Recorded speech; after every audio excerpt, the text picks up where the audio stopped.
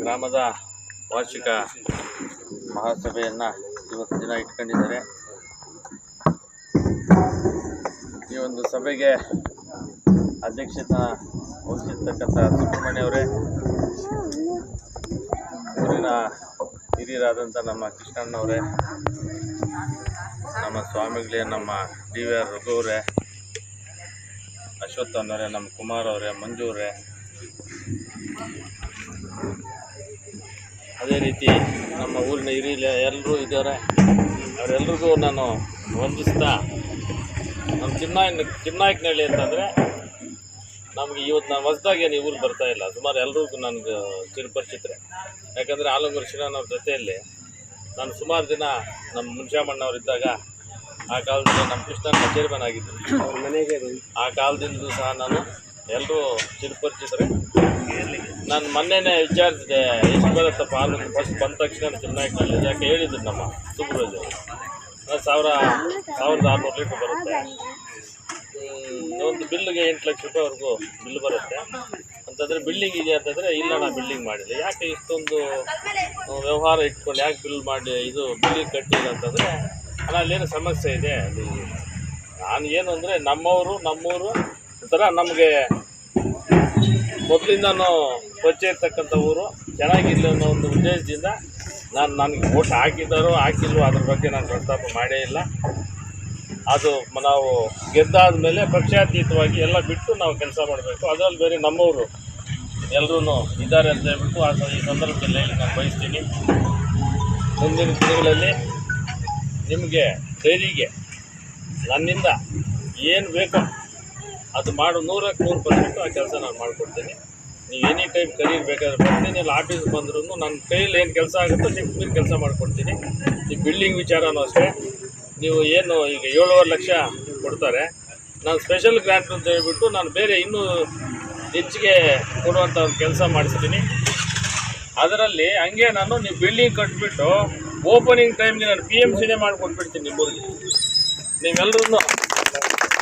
ನೀವೆಲ್ಲರೂ ಸಾಮರಸ್ಯವಾಗಿ ಇಲ್ಲಿ ಕೆಲಸ ಮಾಡಿ ಬಿಲ್ಡಿಂಗ್ ಕಟ್ಬಿಟ್ರೆ ನಿಜವಾಗ್ಲೂ ನಾನು BMCನ ಹಂಗೆ ಮಾಡಿಕೊಟ್ಬಿಡ್ತೀನಿ. ಅದರಲ್ಲಿ ಎರಡನೇ ಮಾತಿಲ್ಲ. ಮುಂದಿನ ದಿನಗಳಲ್ಲಿ ಈ ಡೈರಿ ಚೆನ್ನಾಗಾಗಬೇಕು. ಈ ಡೈರಿ ಚೆನ್ನಾಗಿದ್ದರೆ ಊರಿನಲ್ಲಿರ್ತಕ್ಕಂಥ ಎಲ್ಲ ರೈತರು, ಬಡ ರೈತರು ಎಲ್ಲರೂ ಚೆನ್ನಾಗಿರ್ತಾರೆ. ಒಂದು ಒಳ್ಳೆಯ ಹೆಸರಿದೆ. 1600 ಲೀಟ್ರು ಅಂತಂದರೆ ಇನ್ನು ಅಷ್ಟು ಕಡಿಮೆ ಡೈರಿ ಎಲ್ಲ ಇದು ಹೇಳಬೇಕು ಅಂದರೆ.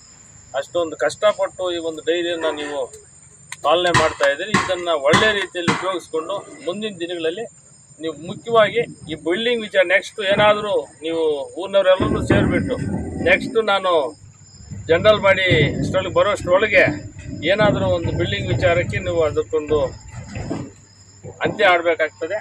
ಅದ್ರ ಪ್ರಕಾರ ನನ್ನ ಕೈಯಿಂದ ಏನು ಬೇಕೋ ನಾನು ಮಾಡೋಕ್ಕೆ ರೆಡಿ ಇದ್ದೀನಿ. ಮುಂದೆ ಇನ್ನೇನಾದರೂ ಬಿಲ್ಡಿಂಗ್ ವಿಚಾರ ಇಲ್ಲ ಡೈರಿ ವಿಚಾರ ಏನಾದರೂ ಬೇಕು ಅಂತಂದರೆ ಕೇಳ್ಬೋದು. ಅದರಲ್ಲಿ ಎರಡನೇ ಮಾತಿಲ್ಲ. ನೀವು ಯಾವಾಗ ಬೇಕಾದರೂ ಕೇಳಿದ್ರು ನಾನು ಕೊಡೋಕ್ಕೆ ರೆಡಿ ಇದ್ದೀನಿ. ಅದೇ ರೀತಿ ಮುಖ್ಯವಾಗಿ ಇನ್ನೊಂದು ಹೇಳ್ತೀನಿ, ಹಸುಗಳಿಗೆ ಕಂಪಲ್ಸರಿ ಇನ್ಶೂರೆನ್ಸನ್ನು ಕಟ್ಕೊಳ್ಳಿ.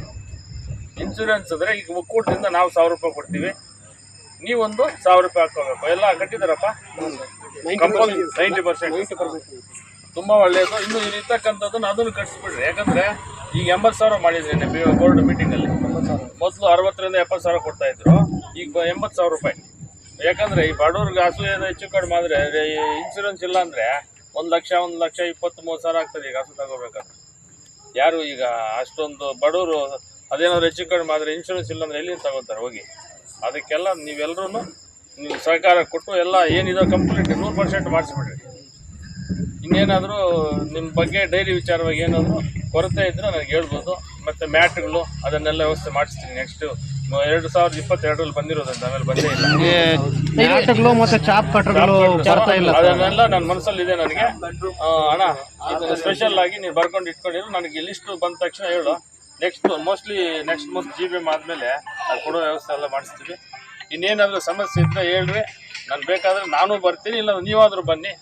ಏನೇ ಸಮಸ್ಯೆ ಇರಲಿ ನಾನು ಬಗೆಹರಿಸ್ಕೊಡ್ತೀನಿ ಅಂತ ಸಂದರ್ಭದಲ್ಲಿ ಹೇಳ್ತಾ, ಮುಂದಿನ ದಿನಗಳಲ್ಲಿ ಈ ಒಂದು ಡೈರಿಯನ್ನು ಒಂದು ಒಳ್ಳೆಯ ದಾರಿಗೆ, ಒಂದು ಒಳ್ಳೆಯ ಉನ್ನತ ಮಟ್ಟಕ್ಕೆ ತಗೊಂಡು ಹೋಗಲಿ ಅಂತ ಹೇಳ್ಬಿಟ್ಟು ತಮ್ಗೆಲ್ರಿಗೂ ವಂದಿಸ್ತಾ ಈ ನಮ್ಮ ಮಾತು ಮುಗಿಸ್ತಾ ಇದ್ದೀನಿ. ಜೈ ಕನ್ನಡ.